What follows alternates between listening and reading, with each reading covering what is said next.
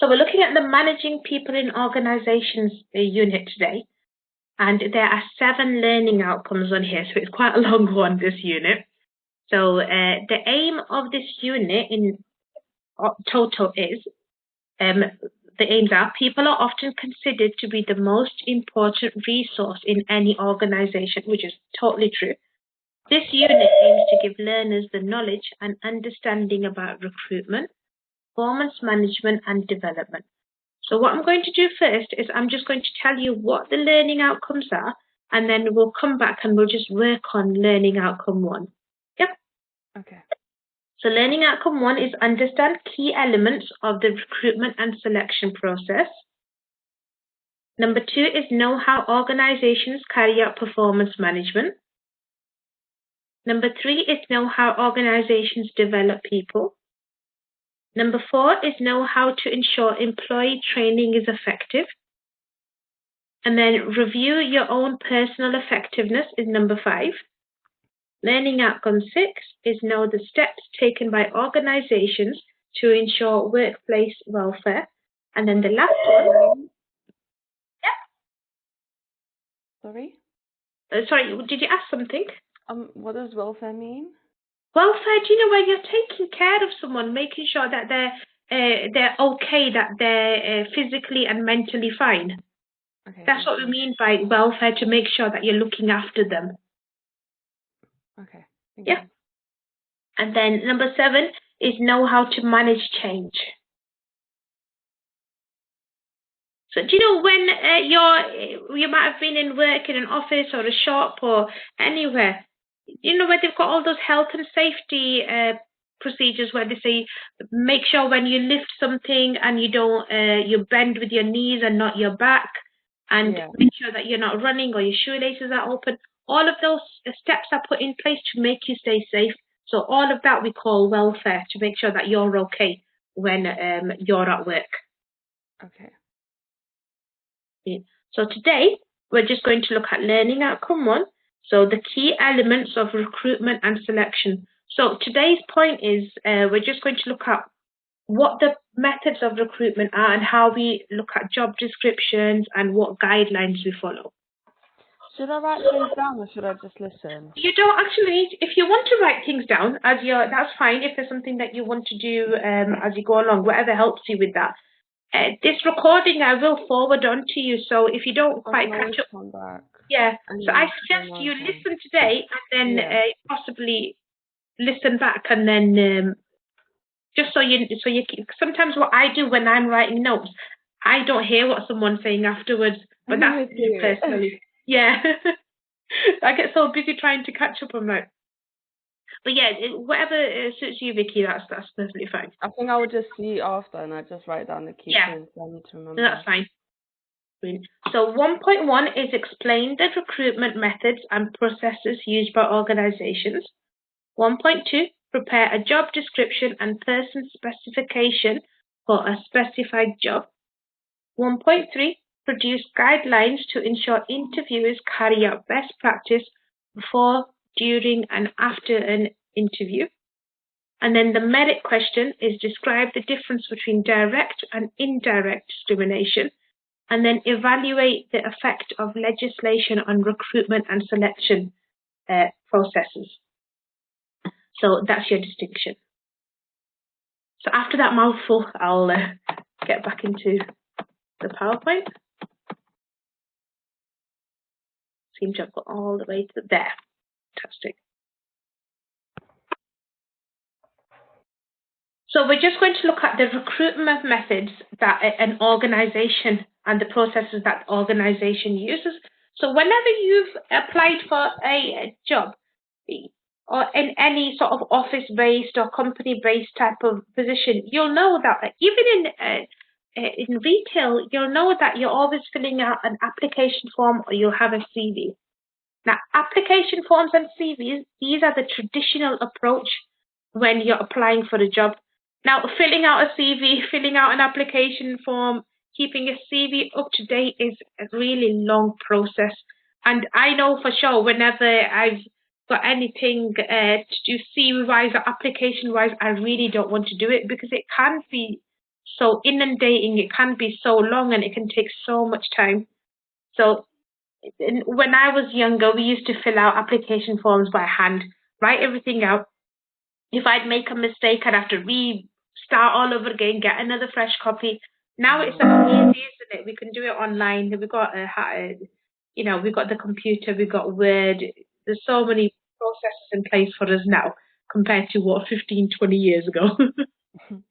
I don't want to talk about that age now. So when you're using application forms, you need to just make sure that you're putting down the important details only so that the person reading the form doesn't get bored as well. Just imagine you're the manager. You've got 20 different application forms for one job.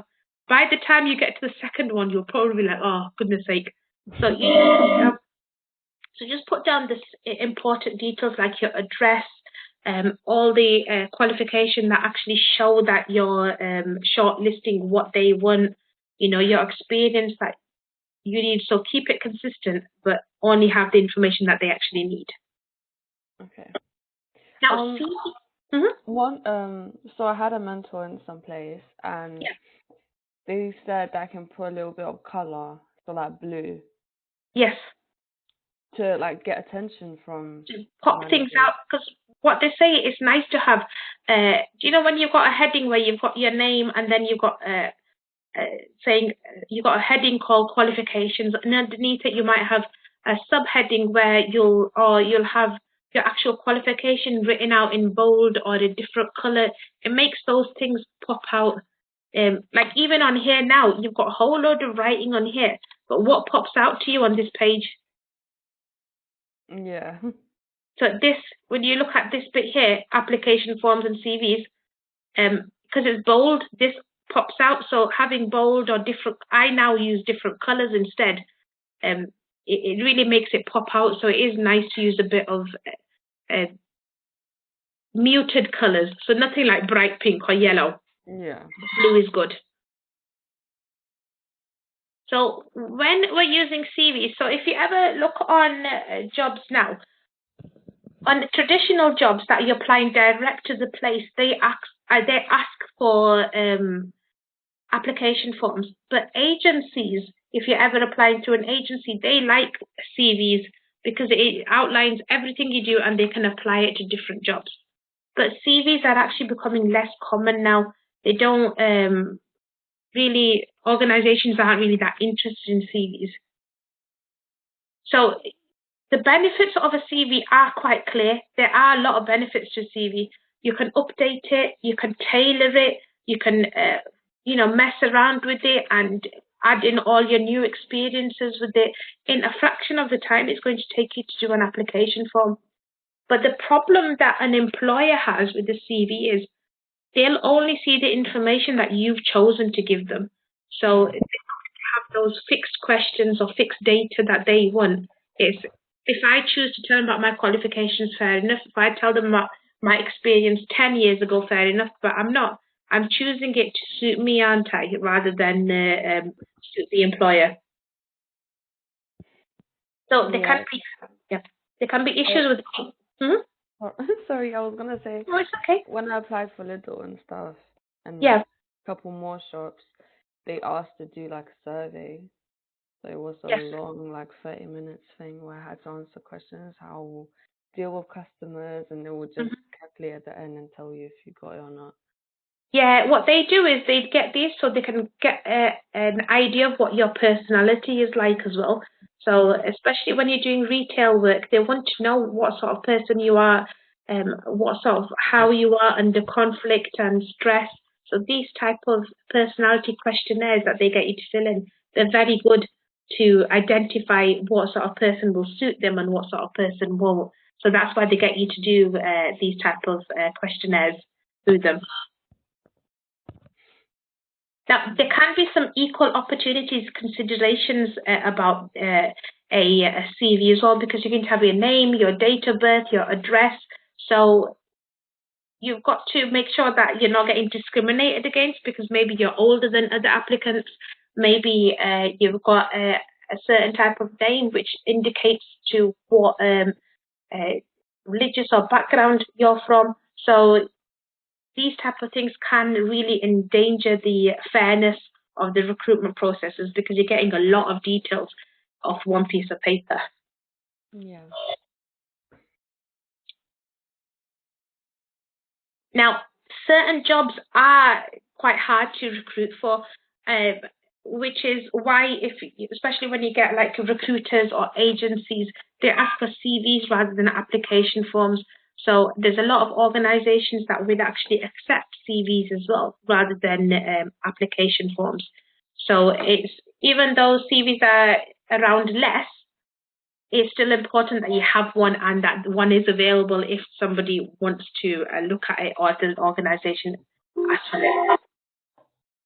But a CV can be used if they put proper safeguards in place.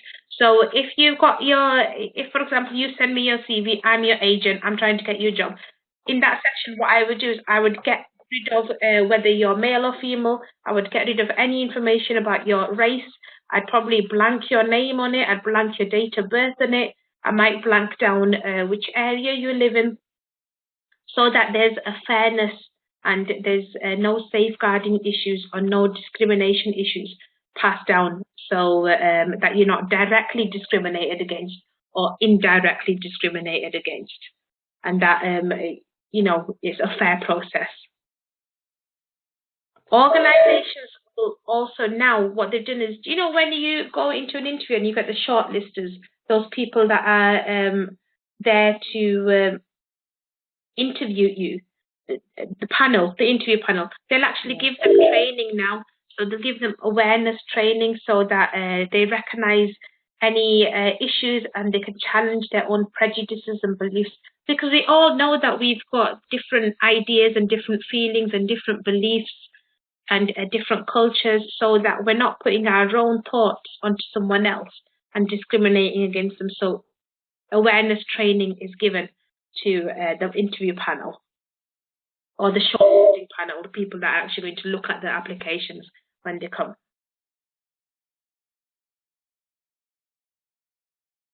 So number 2, interviews. So you've got interviews will take place. So this is another recruitment procedure that's used. So you've got structured interviews where you're having being identified what the questions are, what the requirements are of the job. So you're looking at all the sections as an employer, and then you're drawing up a list of questions so that the interviewers can work through the questions with each candidate and then score them on their answers. So at the end, you're not discriminating against them by anything else, or you're looking at what their skin color is or what their accent is. You're just scoring them on the overall answers, so you can choose which is the best candidate. So an interview, when it's structured, you can actually ask follow-up questions, so you can get more information about a candidate's skill and experience in that. So you're not, if there's an interview which sticks to those rigid questions and says these are the only 6 questions I'm going to ask every single person, and that's it, you're not going to be able to get enough information, are you, or make a proper decision. So it's very important that the people doing the interviews are trained in what sort of questions they can ask and what sort of questions they can't ask. There's certain questions that can't be asked in an interview, like, do you intend to I remember going to an interview when I was 18 or 19. And actually, no, I think I was a bit older. I think I was in my 20s at that time. And I'd recently gotten married as well. And my interviewer asked me about marital status, which wasn't allowed to ask, to be honest. I wasn't even aware of it. Then he turns around and asks me, do you intend to have children soon? Which is another question they're not allowed to ask you. And I was like, well, I've already just got married, we're not thinking about it, and so on. But these type of questions, the interviews, there's certain taboos where you're not allowed to ask certain things. So they need to be trained on them and say that this is an inappropriate question, we can't ask this. Probably trying to see if you were gonna take. I think the issue was for him. He wasn't trying to be horrible. I think it's because 2 ladies had already gone on maternity leave, so he was looking for someone that wouldn't be going off on maternity leave soon. Yeah.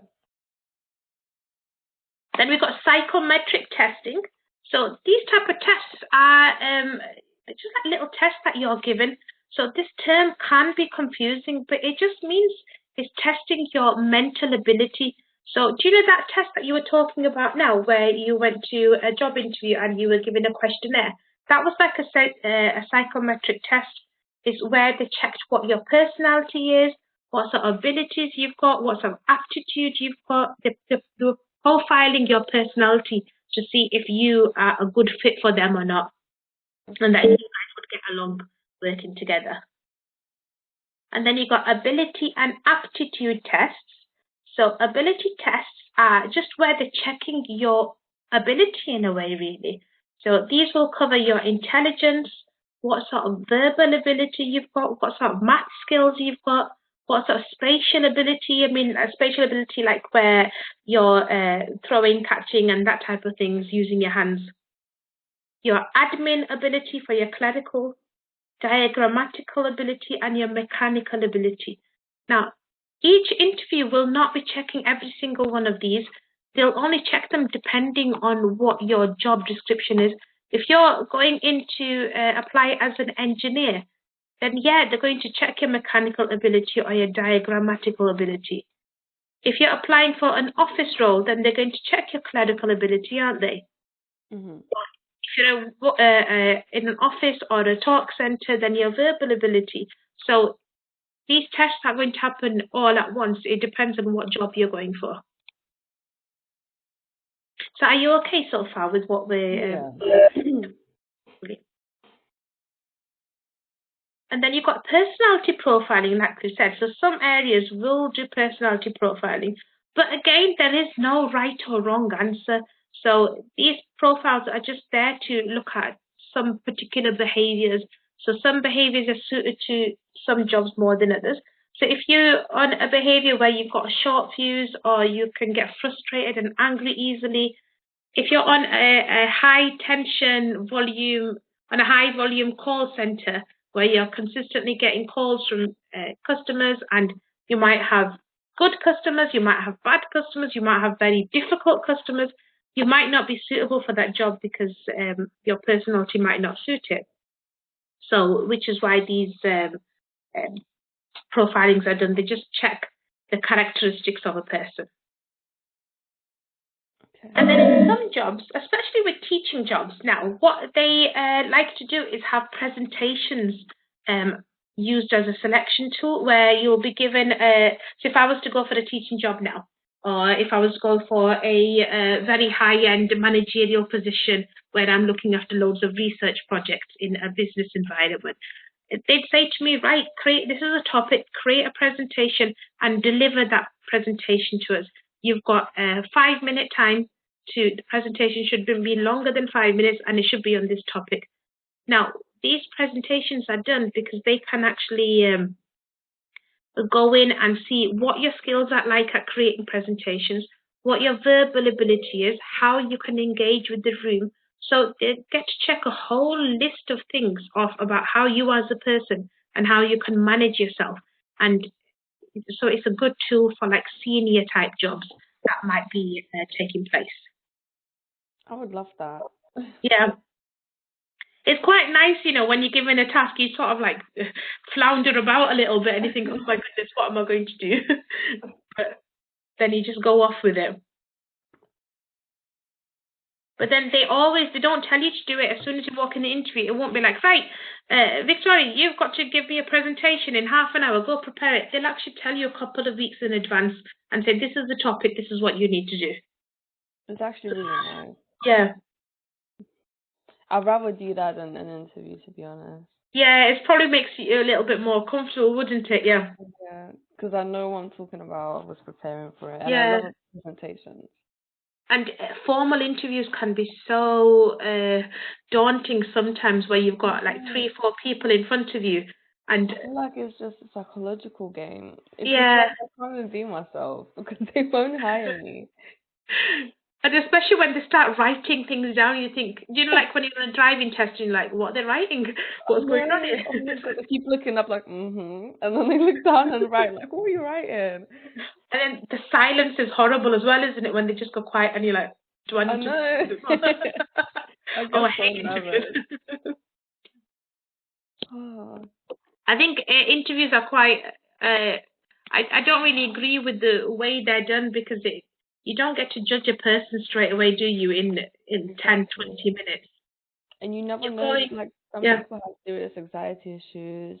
Some Yeah. people have, like you can't in 20, 30 minutes. You don't know what kind of person they are. They And you could be can the get best quite person. nervous as well. Yeah. Exactly. Now, when you're going for interviews where there might be multiple people who are applying for the job, so you might be an organization where you're interviewing 5, 6 people for 2 jobs or 3 jobs. What you'll do is you do a group exercise with them. So you'll give them a topic, you'll bunch them up so that 5, 6 people or 2 groups of 3 each, and you'll give them a topic and tell them to do a role play. So they can discuss things, go ahead with it. And now the person that's observing this can actually look for specific things.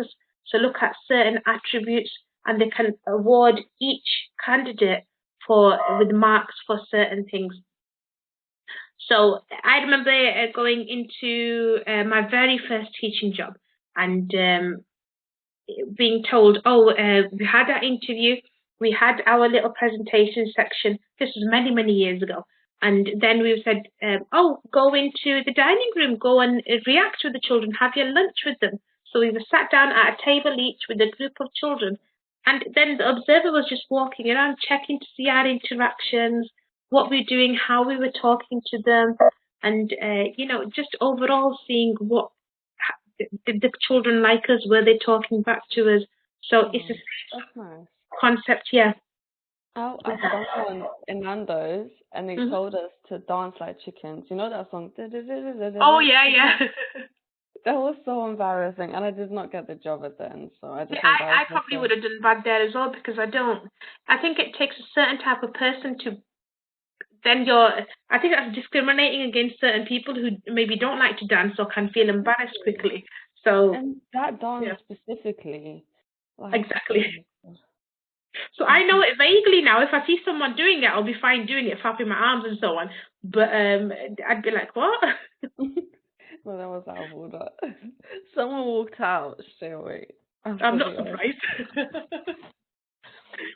And then we got number 8, so references. So references are also selection methods. So in some jobs, before they even contact you for an interview, they'll contact your references and ask what they think, or they'll say, provide me with some details or provide me with some written references anyway.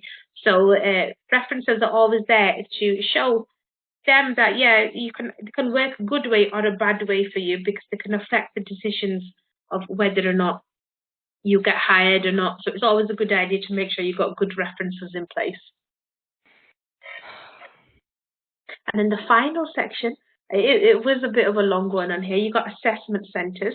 So assessment centres dated back to when the Second World War was happening, and they used to select officers for the army.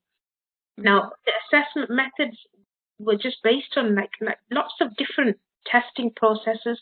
So they looked at ability tests, aptitude tests, group exercises, presentations, personality profiling.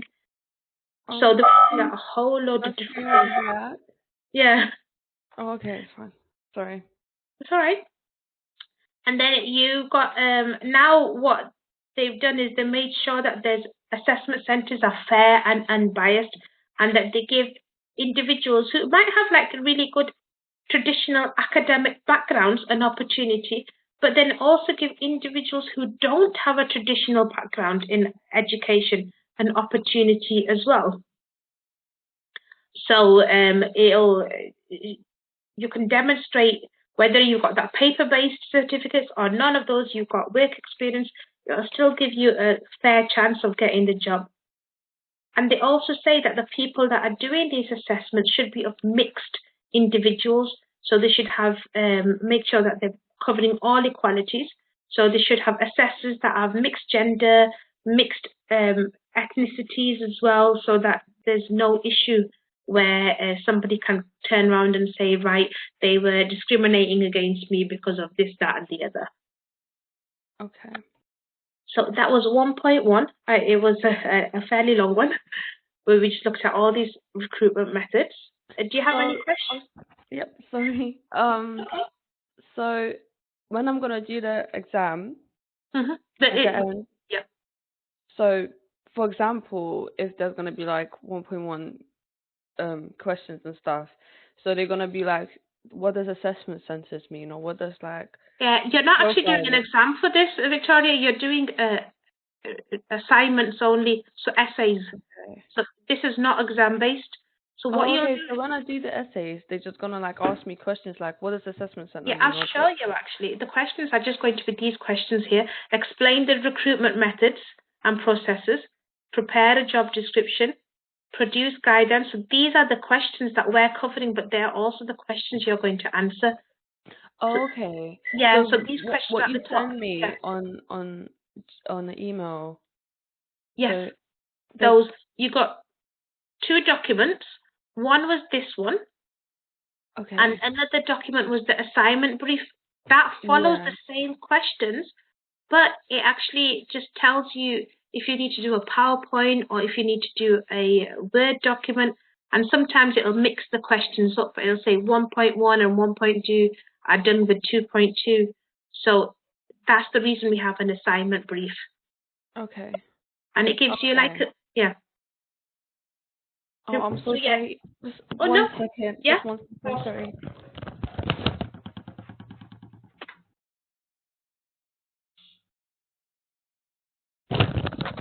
Sorry, my cat was making noise. No problems. Thank you.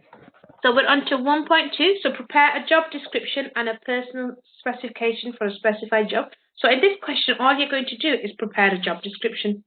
So a job description is a document that tells you what the job requirements are, the duties and responsibilities, what skills are needed, and what you need to do to perform that role. A detailed job description will tell you how the success is measured in the role, so how you can make sure that you can achieve that role.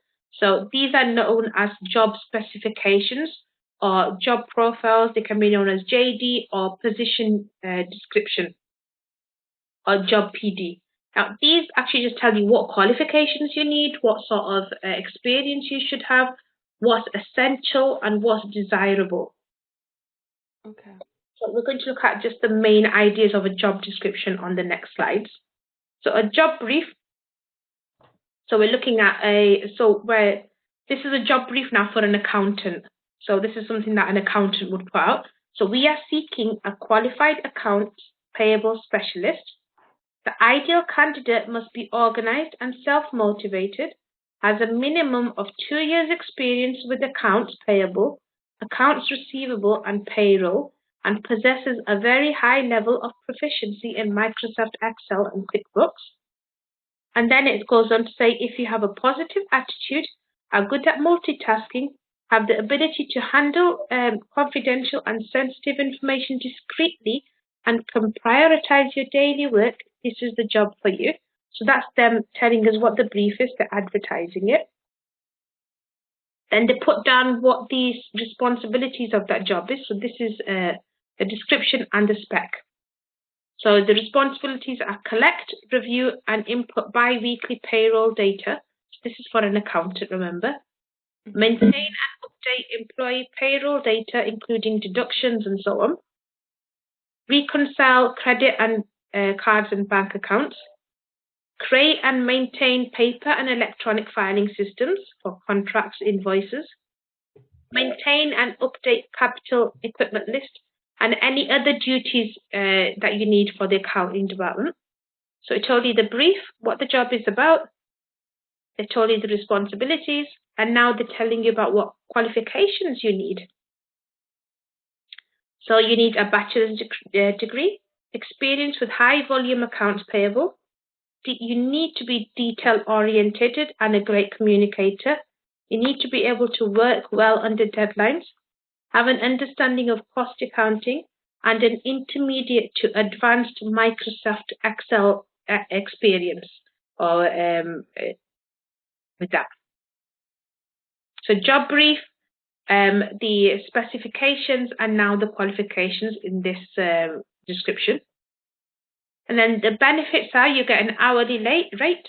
And then the final section that you have in the job description is telling you how to apply.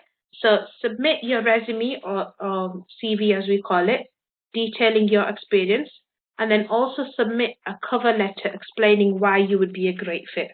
So cover letters are quite popular as well now, especially for the higher end jobs. Okay. So yeah, that's just a job description. So it's just telling you need to prepare one, and this just shows you how to do one. So you could do something similar. You go on the internet, find a job description for a job within business, and just look at their specs and follow the same sort of detail with that.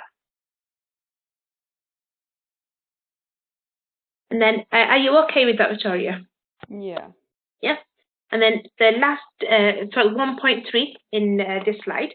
So you're going to produce guidelines to ensure interviewers carry out best practice before, during, and after an interview. So when you're looking at making sure that you're doing best practice, it's not only job seekers that are being interviewed that need to be prepared.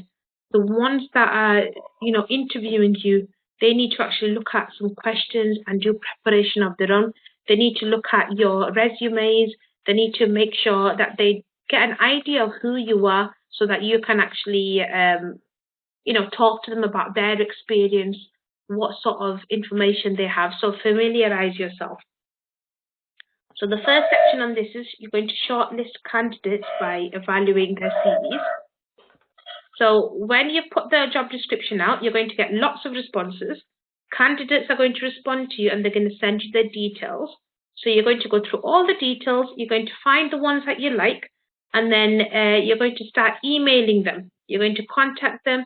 You're going to email them, or you're going to telephone them, and you're going to ask them what their availability is for the next interview stage. Then you're going to determine the type of interview according to the candidate. So depending on who's applying, it might be a different type of a job interview that you do. So there might be somebody applying from different locations. Somebody might be near your office. Some people might live in a different country. Especially with this work from home system that's going on now, which has become more popular, there's been a bigger talent pool. So lots of other people that are working, say, they might live in London, but their office might be in Manchester. So you can actually apply for these type of jobs without physically having to go there. So depending on where your candidate is, where they're based, you might want to use different interview styles. So you could do a face-to-face interview if they're local. You could do a telephone interview. You could do a join me, like a video or a Zoom interview or a Teams interview, or you could do a group interview. Now, some of the more senior position jobs, they start off with you having a telephone interview, and then if they're happy with you, then they'll invite you to either a face-to-face interview or a video interview, depending on where you're based from there on. So you've got to prepare your questions. So as an interviewer, you need to know what questions you want to ask, figure out exactly what you're looking for to hire, and then ask the right questions in the interview. So compile a list of the attributes for the position. Find out, get guidance, get inspiration, see what sort of people you're looking for, and then ask in that aspect what you are. And then all the people that you've shortlisted, find out what have they got in common. What sort of things do they have that you've chosen them. So ask them, what did they do in their previous organization, in the previous roles? What roles did they hold before this? And then by asking those questions, you'll be able to, construct more relevant questions and go off and get more details from them in that way. And then, this is quite important, make sure you set a good time and place for the interview. So it should be somewhere you're comfortable. might be within the business that you within the site that you're in at the where you work for. Being in the site is actually a good place for you to have interviews, because while your candidate is waiting outside, you can actually get your admin staff, your secretarial staff, you can get them to keep an eye on them. You can see if they're sitting there, they're slouching, or if they're just playing on their phone, what are they doing? Because it's seen as bad practice if you're in an interview and you're just messing about your phone while you're out waiting, or you're just slouching, or you're half falling down, or if you're speaking to other members of staff rudely or giving them looks. The interview process starts as soon as you walk into the building. Other members of staff will look at you and they'll form their own judgments and they'll report on what they saw as well. This is so scary. Yeah. But it is, you don't really think about things like this, do you? So when you go into an interview, you don't think, oh, I'm going to be on my phone playing a game. It does, or if you speak to the receptionist and you find that, or you end up being rude to them, or, you know, ignoring them, or, you know, looking down on them, these things get noticed. So it's a good idea to just sort of like go in with your best behavior and just think that I'm being watched right now. I've got to be good. And then practice. Interviews do actually need to be practicing their own skills.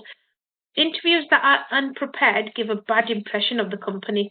So the interviewer will feel like, oh, we didn't get along. That was a disappointing. They didn't even know what they wanted to ask me. They were like flipping through papers or trying to find out what my qualifications are. So it's really annoying when you go in prepared for an interview and the person in front of you is just going paper pushing, or that's all you can hear, loads of little papers and trying to, oh, so what was your last position? Oh, this one. So job interviews are there because it's not, think on it, you're interviewing for a job, but you're also interviewing them as well to see are they a good fit for you. So if you go into a place where you're getting interviewed and the person in front of you just looks like they're not even bothered, you're probably going to think, right, no, I might be suitable for them, but they're not suitable for me. So it goes both ways. You impress them and they impress you as well. And then we're going to look at like some practices that interviewers do. So they do small talk. So people who are more experienced interviewers, they'll do small talk with you just to, you know, get you at ease, get you comfortable. So they'll probably say, hey, how are you? How was your day? How was your journey over here? You know, or if there's you on the phone, you probably have a bit of information about you. How are the kids? You know, that type of thing. So small talk is a nice way of starting an interview off, but it can put you in a bad position as well. So if you've started the interview and you're the interviewer and you start small talking with me, we might just go off and carry on small talk and not be able to get into the actual interview itself. So you've got to do it 1 or 2 questions and then get yourself launch right into the interview and start talking about what you need. Yeah. So the best thing about this is if you make your interviewee comfortable, then you're likely to get honest questions and they're likely to say things that are more candid and just open up more than if they're feeling nervous. So another tip is don't be too friendly with them. You might give the wrong impression. They might think that somebody who's got no authority is interviewing me, or that this is a friend, I can get along with them, and you might not be in that position where you're really getting the right type of interview going on. And you might end up hiring someone just because you like them personally, but they might not be fit for the job. Yeah. So again, ask the questions as planned. So you're an interviewer, you're asking the questions that you've planned, but then you can also use them as talking points. You can develop them. So you're not just only asking questions, you're making sure that you're asking the right questions. So you ask the right question, you find an answer that the person tells you, and then you go off and ask another question. Now, then from that, you might ask another and another and another, and before you know it, you're asking a whole lot of different questions that you hadn't planned on.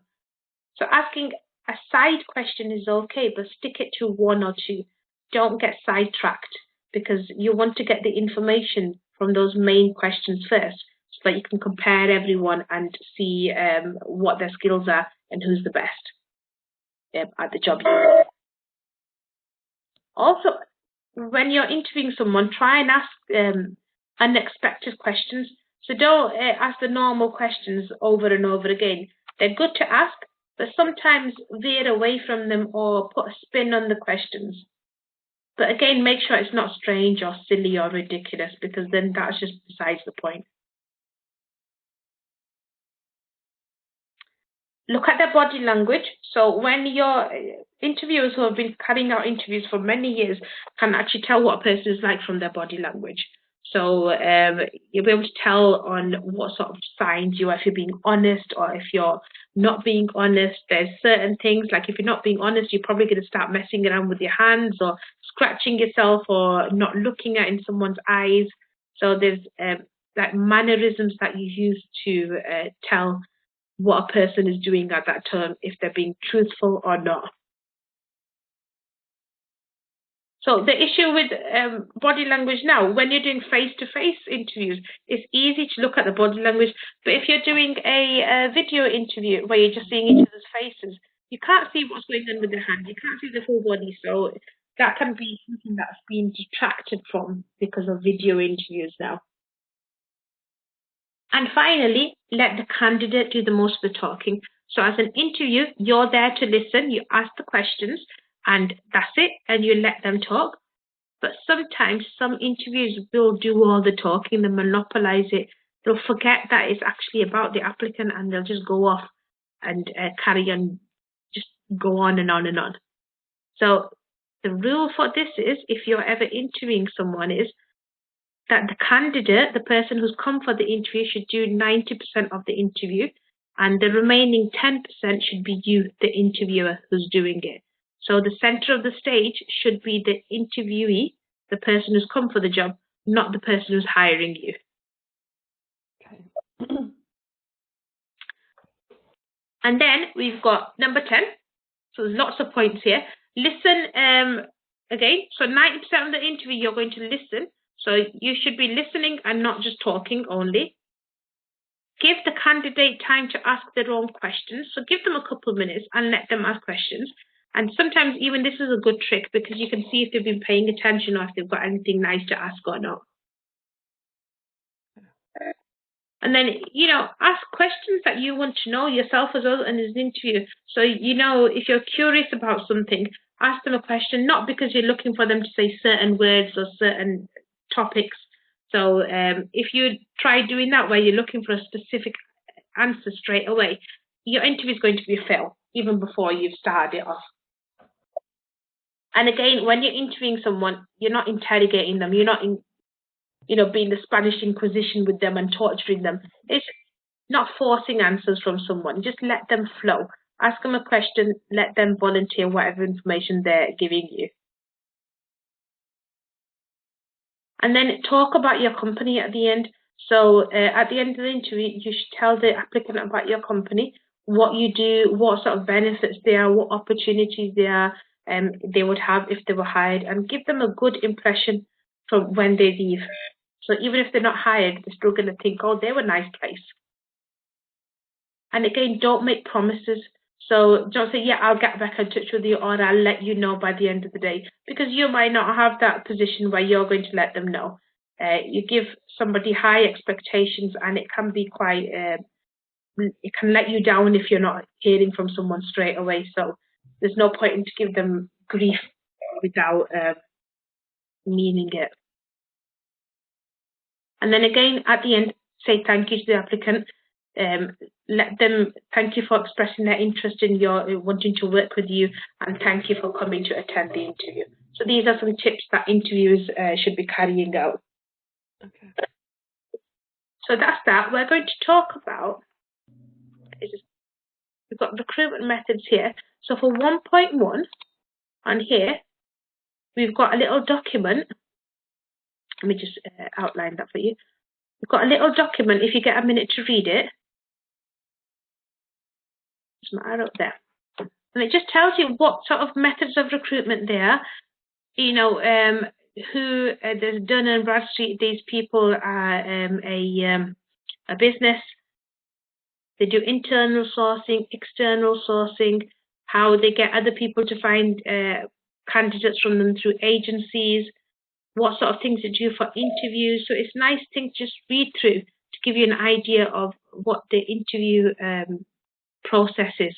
So it's good for you to know as if you were ever in a position where you're carrying out interviews, but it's also good for you to know if you were applying for some of these more senior jobs where you get an idea of what sort of systems they follow. Okay. And then we've not looked at 1M1 yet, so we're going to describe the difference between direct and indirect discrimination. Now, do you know the difference between direct? Do you know what direct discrimination is? It's like straight to your face. Mm-hmm. Or they will tell you to your face. Yeah. But like indirect is something that they will beat around the bushes. They won't say it straightforward. Yeah. So direct discrimination is something that is done straight, like you're saying, straight to your face. There's certain people that are discriminated against more than others, certain ages, certain sexualities, certain some males, some females, certain ethnicities. So there's a lot of discrimination that is done directly where they'll say, for example, you might have a rule in work saying that you can't wear jewelry to work. But if somebody's come in and they've got a traditional jewelry, which is part of their religion, they're getting directly discriminated against. Or if there's certain people that aren't getting hired because of their accent or their dialect, then you're directly, somebody comes into you and then you're getting discriminated saying, no, I don't want this person here. Like there was something in the news recently about a Nigerian lady who had applied for a nursing position and she got accidentally CC'd, so copied into an email, and it said another Nigerian applicant on there. So that was direct discrimination just on the basis of her ethnicity, of where she was originally from. So that case in itself was completely direct discrimination, saying that there's another Nigerian person who has applied. In other words, we're getting too many of these people applying. Why are we getting them? That's what the whole gist of that email was, and I found that really disrespectful. So that's direct discrimination, where someone looks at you and they say, right, I don't want this person to work for me. And then there's indirect discrimination. With indirect discrimination is where you're doing things without realizing it. So, for example, you might be a manager in your workplace and you realize, oh, I've got a lot of Christian or Catholic people working for me. I would like somebody of the Islamic faith, or I would like someone from a Hindu person or a Sikh person to work for me. So then or I would like somebody of a different color to work for me. Then you're going out and you're deliberately looking for somebody of those faiths, of that color, and you're actually hiring them based on that. It actually works in, say, if you've got a lot of people who are able-bodied, who can walk around and can use all parts of the body and work, then you might say, right, I want somebody who is not able-bodied, somebody who's in a wheelchair. I want to be shown as that we're an equal and diverse. If we've got equality and diversity, we're covering that. So you might hire someone who's in a wheelchair just to hire somebody in a wheelchair. So that's indirect discrimination. Okay. Does that make sense? Yeah. Yeah. So this document here, it just shows you what direct discrimination is and what indirect discrimination is, and it bases it on jobs, roles in the business world. So it's a good one to read. And then for the final one, we're going to evaluate the effect of legislation on recruitment and selection processes. So this section here, we will look at legislations like equality and diversity, health and safety, equal opportunities, all of those. We have another document on here, and it just goes through what the procedures are of employment law. So you're looking at employment law here, Equality Act, discrimination. So you're looking at a whole lot of different points. So if you get a chance, please read through this because it will help you answer the distinction question if that's what you're choosing to go for. Yep. And I'll show you where all of these are. When I logged in yesterday into my account, Yeah.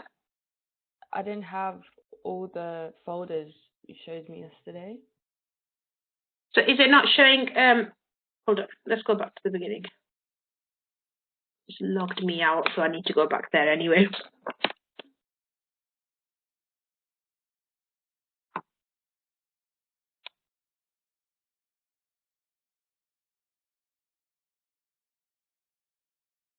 Right, so when we go on to, so you had that, let me just show you where those things are and then we'll go back to the beginning.